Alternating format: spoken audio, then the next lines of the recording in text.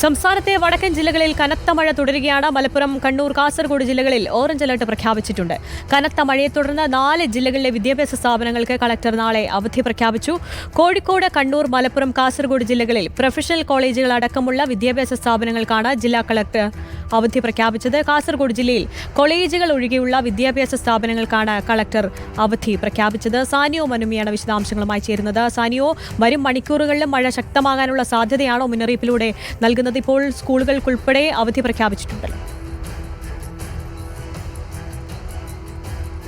അതെ ആര്യ, വരും മണിക്കൂറുകളിലും മഴ ശക്തമാകും എന്ന് തന്നെയാണ് നമ്മൾ കരുതുന്നത്. സ്കൂളുകൾക്ക് അതുപോലെ വിദ്യാഭ്യാസ സ്ഥാപനങ്ങൾക്കെല്ലാം, കോളേജുകൾ ഉൾപ്പെടെയുള്ള വിദ്യാഭ്യാസ സ്ഥാപനങ്ങൾക്കാണ് അവധി പ്രഖ്യാപിച്ചിരിക്കുന്നത്. അതിൽ മലപ്പുറം ജില്ലയിൽ നാളെ റെഡ് അലർട്ടും പ്രഖ്യാപിച്ചിരിക്കുന്നുണ്ട്.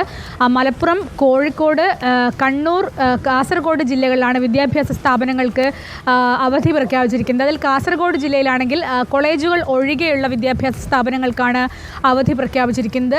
കോഴിക്കോട് ജില്ലയിലെ ഒരു സാഹചര്യം പറയുകയാണെങ്കിൽ ഇടവിട്ട് കനത്ത മഴ പെയ്യുന്നുണ്ട്. ഇപ്പോൾ വലിയ മഴയില്ല.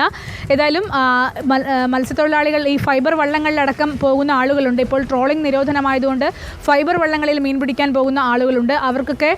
അവരൊക്കെ ശ്രദ്ധിക്കണം എന്ന കാര്യമാണ് ഇപ്പോൾ പറയാനുള്ളത്. പ്രത്യേകിച്ചും ശക്തമായ കാറ്റ് വീശാനുള്ള സാധ്യതയുമുണ്ട്.